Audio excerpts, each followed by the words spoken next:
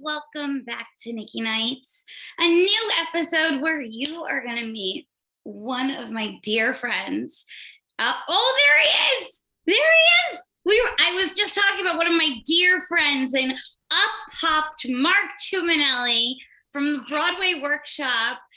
I was just talking about my week, and so may as well let's just do a little catch up about the week. How's your week been? My week has been a whirlwind like I can't even describe. Yeah, I understand. Because I got offered this really cool job and I have to cancel the next 3 months of my life so that I can do it. That's so exciting. I mean, as people in the entertainment business, we look forward to oh my gosh, we have to cancel everything, and we rearranging our entire lives and schedules is somewhat nothing, thrills me more than to just be I'm going to film for 4 months. Bye. That is what I'm going to do. I'm going to work on a movie for the next 3 months. Wow, that's so exciting. I'm going to be the on-set acting / dialogue coach on a new Disney movie, but I can't talk about anything else. So that's it. Well, just know that I am super proud of you, and I'm so excited for you. I might have to whoever gets to work with you is very, very, very lucky. You're very sweet. I don't know anything about working on a movie. So much like you on the first few days of Hairspray, when they say hit your mark, I'm going to think that people want to hit me. I'm going to be very unclear about where to stand and go. I'm probably going to get fired in the first 24 hours. You won't. But I'm prepared for everything and anything. The thing is prepare yourself for anything and everything, and then throw it all out the window, because you get on set and it's you will, it's so amazing. I've noticed how quickly you just pick it up, even for people that Marc, I knew nothing. I walked onto that set greener than a dollar bill, and they were oh my gosh, she really knows nothing about making movies. But they knew But you're a child. I'm an adult person. I have wrinkles. I'm old. Hardly, but just keep the peepers open. You'll learn, and the things you will learn and you will see, it's amazing. I'm so excited for you, because the first movie is such an experience. And when you're working, I know getting to work with it was New Line Cinema back then. Just, working and just being a part of a team, especially on set, it's such a moving operation. I mean, I'm excited. It's gonna be a great new big adventure, and I'm nervous and scared, but I'm more stressed. I'm not stressed about the job. I'm more stressed about all the other things that we do. I do this podcast. I do run Broadway Workshop. I do corporate events. It's so getting people to slot in everything that I was supposed to do between now and the end of, the spring is a big task. So I have a lot on my plate this week before we get started. So it's cool, but. Well, I thank you for taking time to meet with me. I'm very excited to be here. Okay. And, just know that if you need anybody to fill in for you while you're out, you just give Nick, I'm going to be texting you and being they just asked me to do this. What are they talking about? And you can explain it to me. I got you. I will translate it. And it took me a long time. I will tell you a few things. Here's some movie lingo for you. And everybody and everyone at home. Everyone at home, okay. Yeah. When they ask for a 20, they're asking for a location. A 20. Okay. Can I get a 20 on Nikki? If you ever hear that. Also, ADs wear earpieces, much like Marc has in his ears. So most of the time you think that the ADs are talking to you. They're really not. They're talking to the people in their head. Okay. I learned that after having full big conversations. And then I was did you just listen to a word? No. Yeah, nope. You weren't talking to me at all. Okay, cool, great.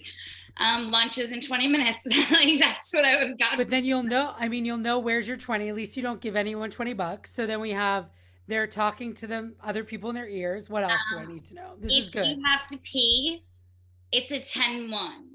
Okay. If you need I mean, but I'm not in the movie, so I think I could take my own 10-1 whenever. Yeah, probably.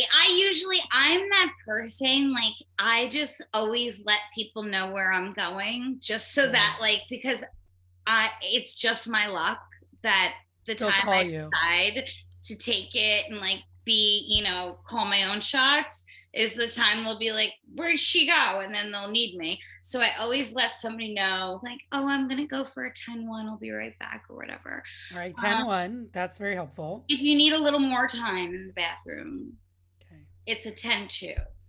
Because it's a number 2. Right. I don't like to poop anywhere but my own house. So that's just a little something for this podcast. I mean, let me tell you, I was very much that way. And then I got on a movie set and I was like, oh, shit. Well, shit. I'm going to be here for 15 hours. I'm here for 18 hours today. So, and I'm going to eat lunch and breakfast. So, yeah. I'm going to need to go. There also, you know what? I didn't really realize how many overnights people do when they make movies. I'm like, wait, we're going to film this all night long? All night long. Welcome to the 60s. John Travolta and I were out there. I think we started at when the sun went down. So around like 7 o'clock. 7 o'clock. It was like 7 o'clock. It was just, the sky was dark enough. And yeah, we were out there until the sun came up. Wow. Yep. And then we did it again the next night. How many nights did you film that sequence? I think that scene was about 2 or 3 days. I think that was like 3 days, but the biggest scene that we all had was You Can't Stop the Beat. That was 9 days. All of us. Do you get sad when they were like wrapped with a number and you knew you weren't going back to do it anymore? Yeah, I remember they did a behind the scenes with me. And they were like following me in the makeup trailer. Like, I was so cheesy that like it would say at the top of our sides, because that's what the little all the lines are on little tiny mini pieces of paper, and they're called sides. And that I know. Yes. So this is just for the people at home. Oh, just for the other people. Yes. And you'll get your sides, and so. But at the top of the sides, it said day 12 out of 62 or whatever. And I was like, I'm so sad because that means there's only a certain amount of days left. Like, I get so sad knowing that, like, we're halfway through or a quarter of the way through. Definitely after we finished Good Morning Baltimore, then I knew we were in the thick of it because we started the movie with that. Oh my God, that's so cool that you kind of got to at least do that first. You know? Yeah. Oh, the first scene I ever shot for the movie was on top of the garbage truck. Oh my God. That's like the end of the song. I just rewatched that opening because I put it on our Little Me Instagram to be like, Nikki talks all about filming this opening sequence of Hairspray. Listen to our episode. But yeah, it's so good. It's so good, Nikki. You're great. Oh, well, you're sweet. Well, you are one of the first people that I worked with in the Broadway community after Hairspray. Yeah, I sucked you right in. I needed to have you.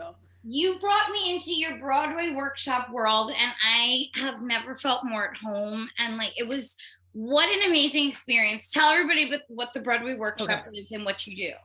So Broadway Workshop is a musical theater training program for kids between the ages of 8 and pretty much 19 or 20 is where we kind of cap out. We do classes, workshops, camps, productions, intensives, and we do a lot of development of musicals before they're released. We've workshopped a lot of shows before they are released back to high schools or middle schools to do after Broadway. So we have a very long, fun history. And about a decade ago, right at kind of maybe a year or two after Hairspray, I got in touch with you through your manager and I said, Nikki, would you come do a day of master classes? And of course, like hundreds of kids wanted to do it. We had to like cap it out at like maybe 40, and you had 2 classes of 20 back to back. And that was the first day I met you, and you were a great teacher and so exciting, and you told great stories. It was like a really good memory of my last 15 years of doing this, having you come to Broadway Workshop. And then we brought you back for summer camp. and you performed with the kids that summer, and then we brought you back for more of that. And we've had the great privilege of having your queen, Nikki Blonsky, at Broadway Workshop quite a bit. And it never disappoints, and it's always just the best. So thank you for being part of our faculty family. Well, thank you for bringing me into the group. I mean, and giving me a chance to teach and get, one-on-one. It's one thing to play a role, but then to like get to work with these kids. And, I was one of those kids, just a kid with a dream, and just to see this new generation just so exciting and just so excited and wanting to learn and just soak up everything they could. I mean, and we are talking, you guys, like some incredibly talented kids, like kids that are just like dancing and singing their heart out, like, and they give it their all every time. I remember I was so incredibly impressed by just the amount of work they put in and just how open and kind they were. And your faculty, everybody was just so wonderful. We have really awesome people and amazing kids. We're about, I think 70 students have gone from the classroom to Broadway. And countless others have been very successful on television. So there's just been like a great deal of growth from the kids over this last 14 years. And, now we can see them like in the world. So they were like little kids, and now they're like graduating college and doing the audition thing. And maybe they were child stars, but then they have to kind of start all over again when they're 18. And it's really kind of fascinating to watch it all happen and be a part of it and be part of something that was very joyous in their career, because sometimes the industry behaves with kids in a weird way where, they're the greatest thing ever, and then nobody cares about them when they're in their upper teen years. And then, they have to deal with all of that emotion. So to have them have a very safe place to come and continue their love for performing. So if they were a kid who was like in Matilda and Annie and Billy Elliot back to back, and then it's like, hello, is anyone there? They come to me and they do classes and workshops and productions, and they feel like they're in a professional environment. They feel taken care of, and they feel like their art still matters. And it's really been just a wonderful thing to be part of that journey for so many kids. So. Well, I mean, I could tell you were a part of that journey for me, because that was the time after Hairspray. I very much experienced that, what you were just talking about. It was like I did Hairspray, then I did a Lifetime movie, did like Ugly Betty, a couple things, and then kind of chilled out for a minute. And it can really play with your psyche and get to you.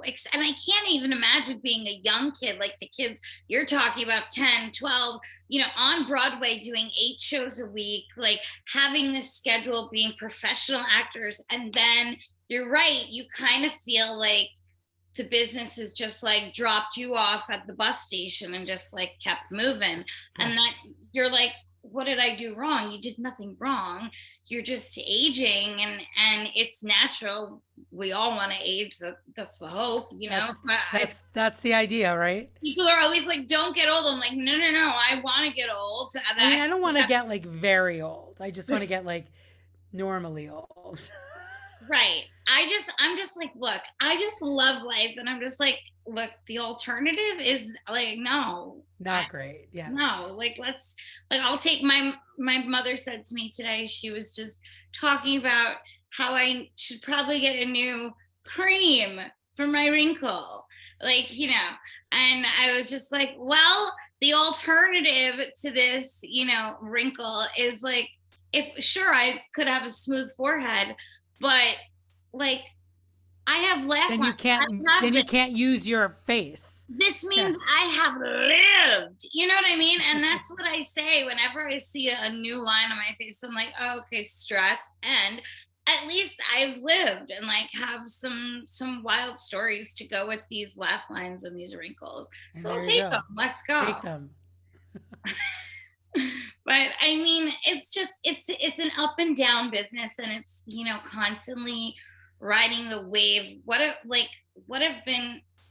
How did you get into theater? Was it something you were introduced to as a young child? Yeah, it was always like my obsession. I didn't know theater necessarily, but I would put on like records and dance. That was like the thing I did. But they never sent me to dance class, and they should have, because I'm like a great mover, but I was never in class. So I would always like be dancing and dancing and dancing in the school talent show, but I didn't know I could sing until maybe I was like in, I want to say, fifth or sixth grade. And then they were like making me the star of everything I auditioned for because I had this great, like, unchanged boy belter voice. And so I started doing community theater, and that led to other things. And so then my, like, obviously interest in musicals in general just got greater and greater. And because this was the thing I was special at, in school, I wasn't a great student. I wasn't like, obviously, I was this little gay kid in school. So it's like, school's not super easy. And then this other thing is really, you go somewhere else and everyone says you're amazing, and everyone says you have so much talent, and everyone says you're so good. So like the more and more I invest in that, obviously I would come home and go to the library and take out cassettes or take out records because I'm old. And then I would, obsess with them and learn every line and then perform them for company.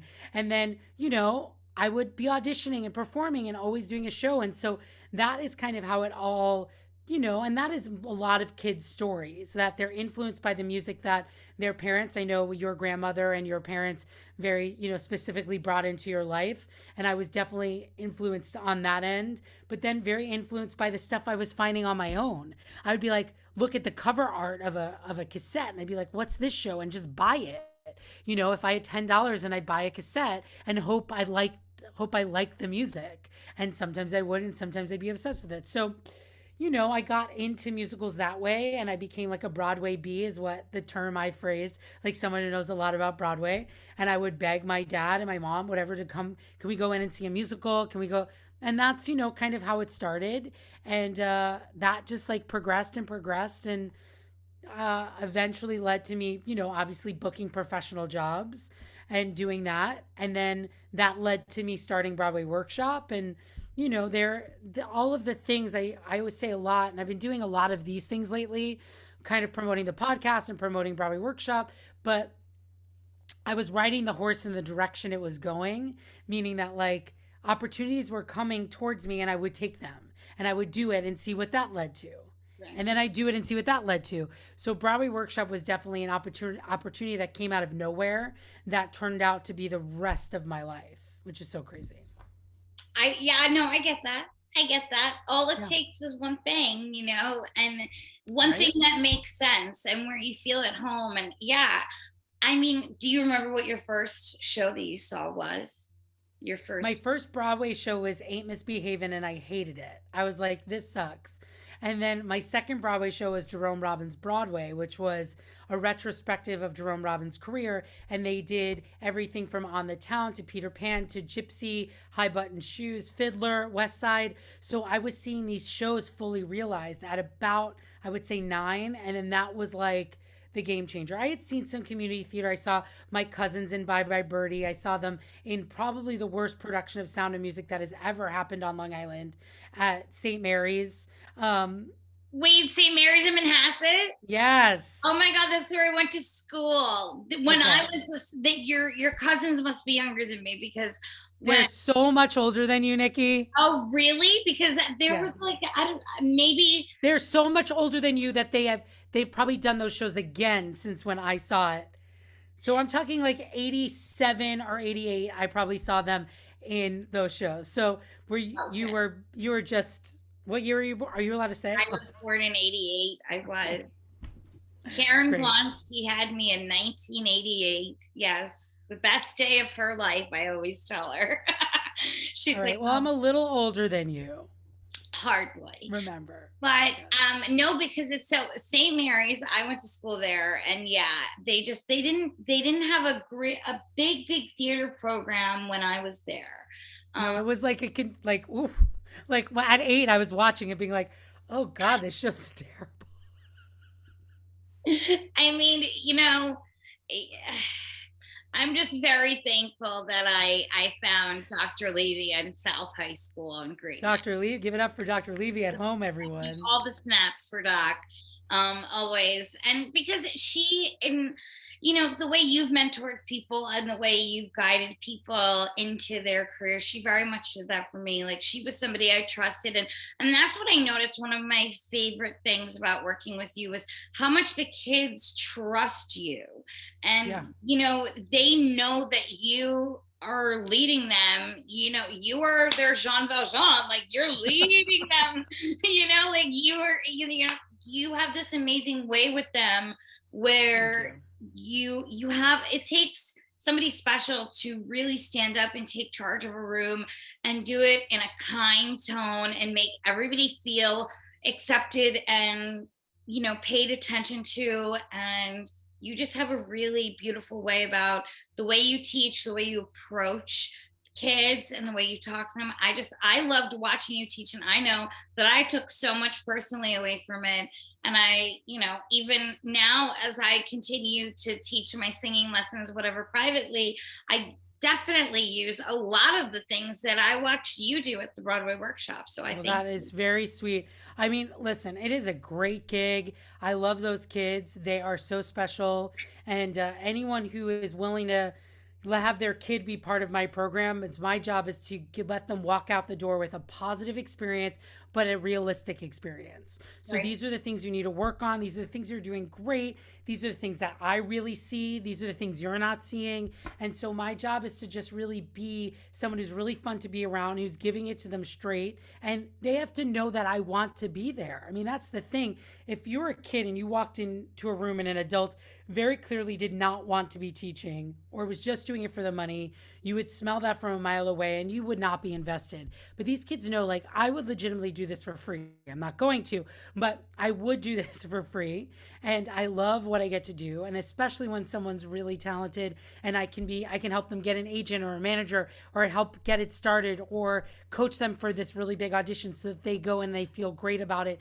All of those things are like such a gift and truly, the easiest thing in the world to do. And so I'm very lucky that I have such amazing parents and kids that have entrusted me as part of their journey and have stayed around. I mean, I have kids that have long graduated that I see, that I have drinks with, that I catch up with from time to time. They're like adults, they're like 30-year-olds in the world, and they started with me when they were maybe teenagers, and now they're like getting married, and they're like, you're my part of my childhood that was with you is so special.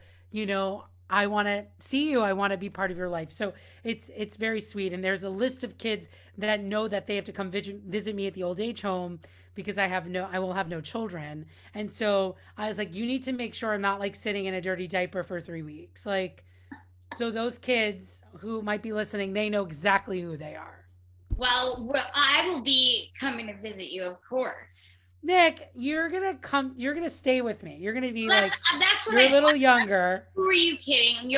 I'll probably have and it won't be it'll be the old age home that like Grace and Frankie went to. The really, you know what I mean? You need like a fun piano bar downstairs. Yes. We're going to the Actors Fund home is really where we're gonna end up, and that's fine. That's fine. So true. Everybody donate to the Actors Fund so that Marc. Please donate to the Actors Fund for Nikki and I. Nikki, I'll have been there for a few years by the time you get there, so I can give you the lay of the land. Oh my God, that'd be great. Well, you're always guiding me and leading me. So why should it be any different than when we get to our elderly? As if we're not already there. Is that what they call it? What? Is that what they call it? Your twilight years? Oh, is that? Oh, they give them all fancy names now. Your golden years. You're this year. Your golden, your twilight years. Yeah. God, I don't know. I can only imagine what Nikki Blonsky, what I will be up to in my golden years. Well, the thing is that I'll probably be even shorter because. God! Oh no! Oh no! Can you imagine? I'm already 4'10". How tall? 4'10". 4'10". I literally stopped growing. I think it was like 4th grade, 5th grade, done, capped out. Done. All right. Well, my brother is like 6'1". He's doing great. Yeah. I was with family yesterday for Easter, and I'm the person by like a mile. Everybody is so tiny. So Me at a statuesque 5'6" is the tallest person in my entire family. Oh my, well, see, my parents, I definitely get the height from my father's side. My grandparents on his side were 4'11" and 5 feet. So there you have it, folks. My brother, on the other hand, gets it from my mom's side, who my grandparents were like 5'11" and 6'3". My grandfather was. So, I mean, yeah, we see where Joey Blonsky gets his height from. But I cap out at 4'10", and I can only imagine as I get older, I'm gonna, little like Sophia Petrillo. I'm just gonna but maybe you'll be on a really funny sitcom and it'll be hilarious. That's what I hope. Like that's what I'm sending it out. Use it towards, a greater good. You might be on the reboot of the Golden Girls by then. Could you imagine? I mean, I can't think of a better job for you. I personally agree. It's my favorite show. Like, honestly, my nan and I would watch it like every day. I would come home from my little Catholic school uniform, I'd hurry home, and I would watch that with her. And of course, I would watch my Ricky Lake show. But Golden Girls was forever my jam. And I had a psychic reading at RuPaul's Drag Race, Drag Con rather, out here in LA. And Shar Margolis, who's an incredible psychic medium, she looked to me and she said, "Why do I hear thank you for being a friend?" And I was like, and she goes, "Was that your show with your grandma?" And I was like, "Yes." Like, took my breath away. So me and the Golden Girls with the deep, deep love. I feel you. I feel the same way. It's hard not to love it. It's so perfect. And every episode is great. I mean, there's not a dud among them. So no. If you're unfamiliar with the Golden Girls, kids, get in there. Familiar. It's on 24 hours a day somewhere. Literally, I heard they're adding it to TV Land now. Logo plays it all the time. Like, yeah. If you haven't heard of it now, you will thank Mark and I. I mean, I think everyone's heard of it. It's just like, I'm sure there is like kids that I'm teaching who are like 12 and 13 have maybe not watched it. So they need to get on it. Get on it. Could you imagine the best way to learn comedy? I don't want that. I'm going to tell you why. Because they're going to they're going to mess it up. They're going to ruin it. Because they do it like it's a drag show. And I know there's one as a puppet show. The camp level of that to me is like fun. But if I was watching like adult, like taken in serious Golden Girls musical, I don't want that. But I feel like those ladies could have, those specific women, B. Arthur, Estelle Getty, Rue McClanahan. Like, I feel like they could have belted out like some. They could have done it. Yes, they should have done like a one night only at the Radio City Music Hall, Golden Girls musical, please. Oh my gosh, if I could travel back in time to an event that didn't happen, that would be. I never met any of them. Have you ever? Maybe I saw Rue once at a Broadway Cares event, but I don't think I was ever in a room with any. I did not meet any of them, sadly. I would pray to meet Betty White. I would do anything. So we'll see. That'd be nice. Send it out to the universe. Sending it out to the universe. So I'm gonna pop my little, put my little Post-it in the mail, put it out there in the universe, shake it up. I need to meet Betty White. There we go. Yeah. Nikki to Betty White. And then you just throw it. Just toss it to the wind. Oh my gosh. It's a visual medium. There we go. It's always important to dream and dream big. I notice as I get older, my dreams get bigger. And right. I think mine are getting smaller.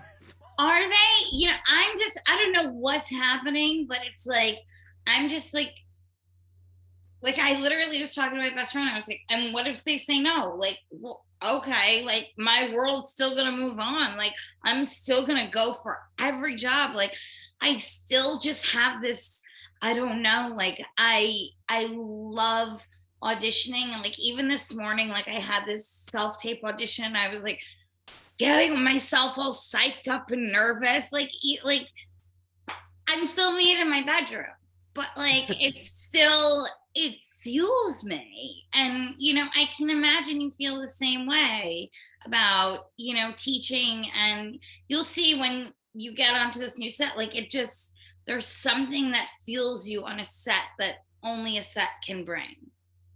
Yeah, I'm excited. It's going to be a fun adventure for sure. And we have so many cool things happening still at Broadway Workshop. So, it's just it's going to be a busy couple months, and You're it's going to be a all busy Broadway bee.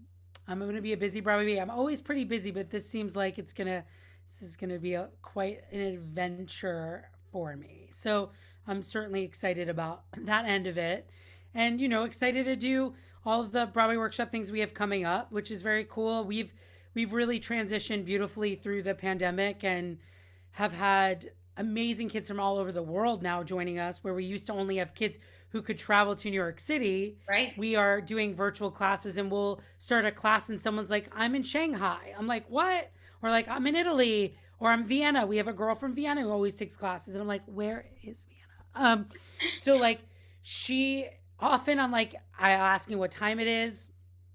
It's just like crazy. We have a girl from Japan who takes a lot, and it's always the middle of the night for her. And she's has such an incredible talent, and she's in love with Broadway. And then we get someone like amazing like Sierra Boggess on, who she's obsessed with, and she's like zooming with Sierra Boggess, and it's in the middle of the night for her, and she's singing her face off. And I'm like, what is my world right now? So the pandemic has brought out a lot of really crappy things for people, but it has brought some really cool things to surface. And the way that we've been able to connect with students all over the world at Broadway Workshop, it's been kind of amazing. So that is something I'm really grateful for.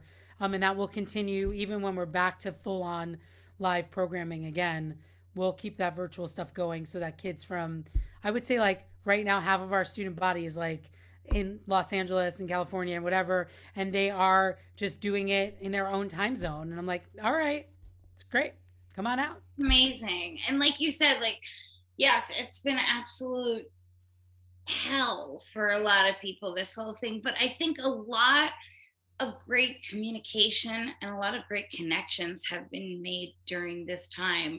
I think when you're physically pulled apart from people and pulled away from people, you're forced to find other ways to communicate. And, doing Zooms and doing classes via, Zoom or however, just being able to be together in that sense, I think that's what's pulled a lot of people through this very, very scary, uncertain time that we've been living through. And the fact that you've been there for your students, I know, as a student, I feel like I'm forever a student because I'm forever learning and I'm always studying. And it's like, so as somebody, just thank you for being a great teacher and for being there and being a constant in these kids' lives, Oh my God, it's so great. Time. It's like a dream. And I learned so much. Like legitimately, like Leia Salonga has been teaching classes on Sunday mornings.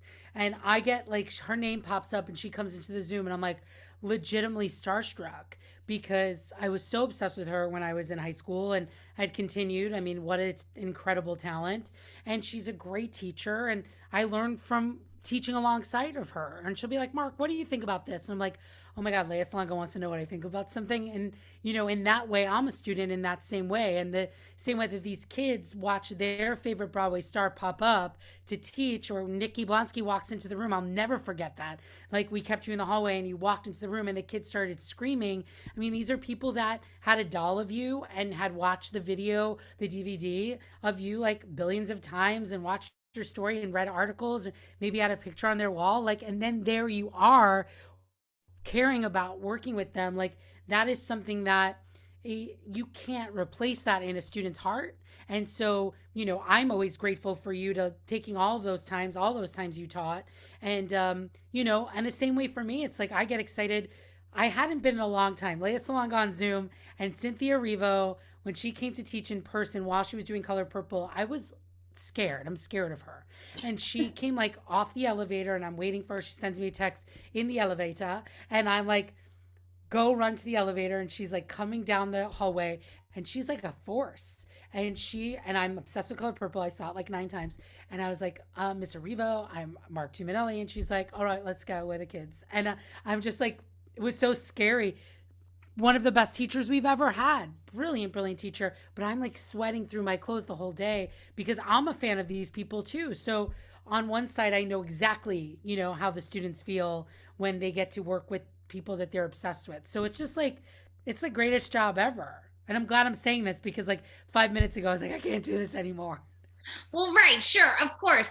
Well, the things that we're most passionate about are most likely the things that drive us crazy, but it's because we're passionate about it, and it's because we put so much work into it. It's like you were like I was saying earlier, I still get nervous, and I was telling somebody, I said, somebody told me once when I told them, because somebody had asked me before an audition, you still get nervous? And I'm like, of course. I'm like, I always get nervous. And they're like, but you do this for a living. I said, no. I said, let me explain to you. I said, like, I get nervous. I get excited. And a teacher said to me once, I think it was Doc, she said, if you weren't nervous, it would mean that you didn't care.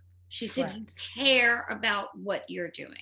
And when you care about what you're doing, the end product that you're putting out there, it takes on a whole other level. And so, yes, you will drive yourself to the crazy end zone, to make the play because it's just so worth it. And it is what you love. So, and I think my best friend and I talk about it all the time. We're like, being actors, we're like, oh my God, like it's such a, like, oh my God, we can play it. We're like, oh my, it's so wild. It's so crazy. It's so unpredictable. And then we're like, yeah, but it's what we love about it. It's like that. Oh my God. Yeah. It's like, it's the greatest thing. And nervous and excited are the exact same chemical feeling in your body.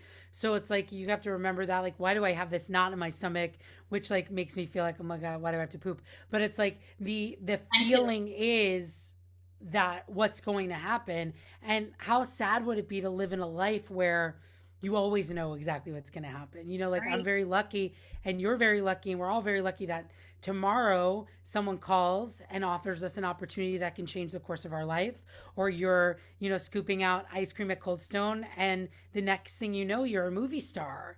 And yes, that road is not always, straight ahead. I mean, people who have had the most enormous successes have had moments where they have, really lost it and gotten it back or whatever. I mean, we look at Britney Spears as the most perfect example of that, of someone who has received everything that she wanted, that she worked her whole life for, and then it was almost too much to handle, right? And so it's like she had what situation she's living in now. Like, it's never exactly what you want it to be, but like it's about how you manage that expectation. So that's like a big question I have for you, about how do you manage that level of success that comes overnight where everyone knows who you are? I mean, it just seems like impossible.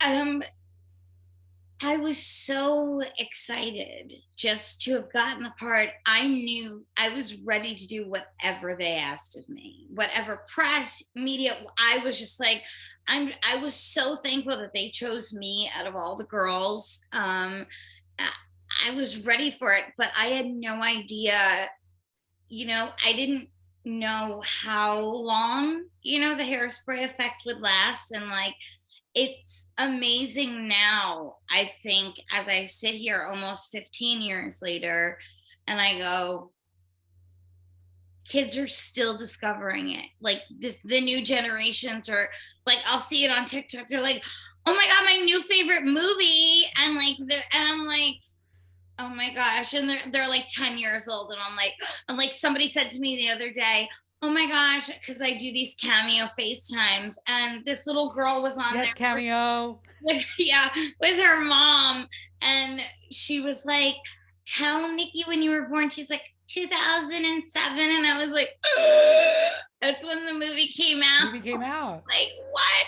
Well, you made a great movie. It's going to keep coming back. I mean, the same way that I can watch Aileen Quinn in the Annie movie, and I have a very similar experience every time. And, because that movie was so instrumental. And then younger kids, that's always going to be the Annie movie. You're always going to be, the kids aren't going back to watch the Ricky Lake Hairspray, as brilliant as that was, and as obsessed with that as I was as a kid.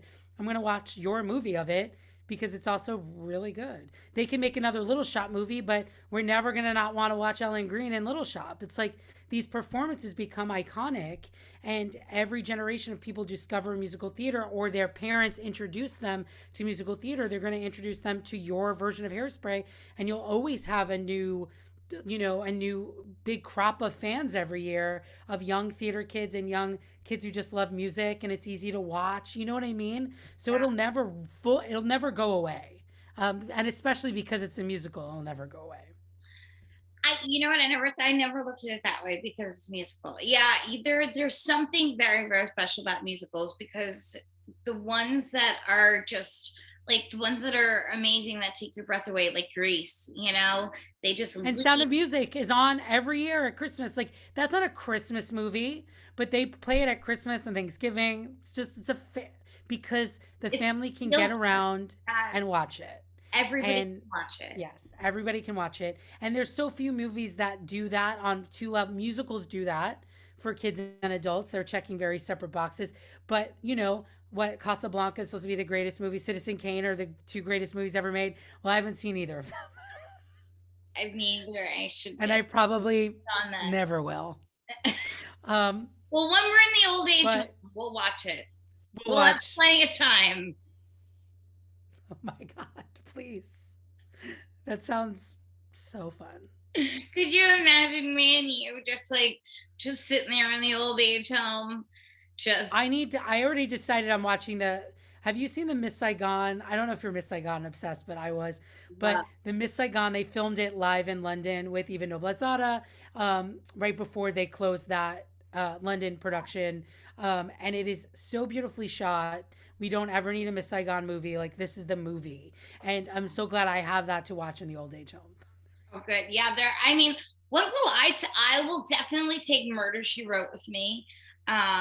Yeah, I'll definitely take Murder, She Wrote to the old age home, the Golden Girls for sure. And then I will have to find a way to, Guy Fieri. That is, you're obsessed. That was your obsessed when you were on the podcast. So I'm glad that it's really something you care about. I mean, he's magnetic.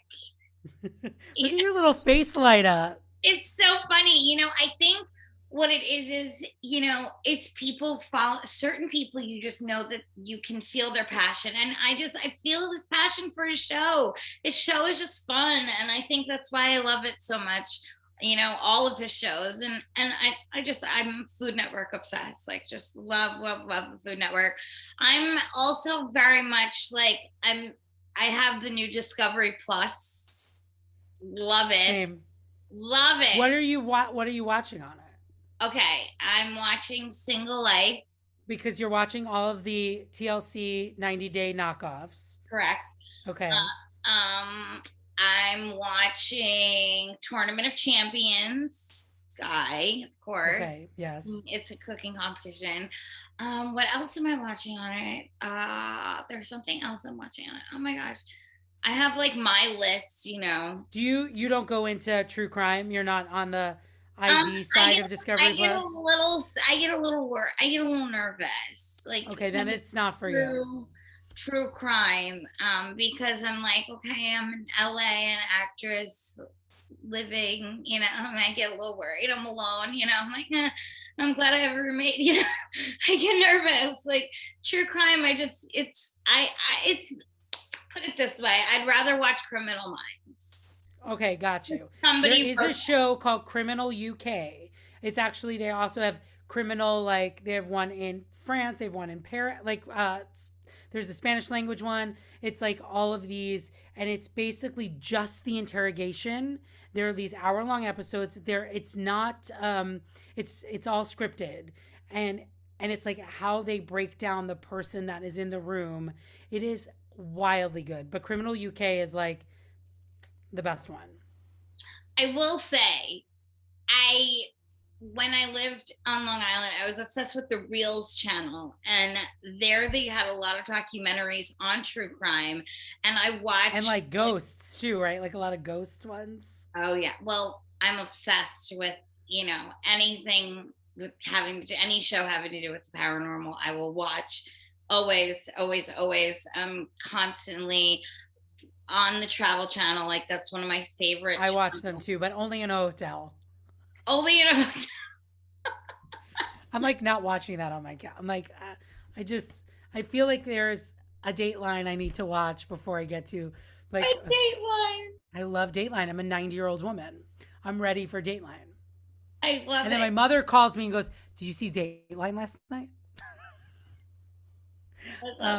And so it's all good. It's like between Dateline and Below Deck and all the Housewives, I'm very busy. Oh, trust me. You and Karen Blonsky both. She with her Below Deck and the Housewives. She's obsessed with Below Deck. Everything is Below Deck. It's like It's so good. Nick, are you not watching it at all? I need to watch. I've watched a few seasons of like Below Deck Med.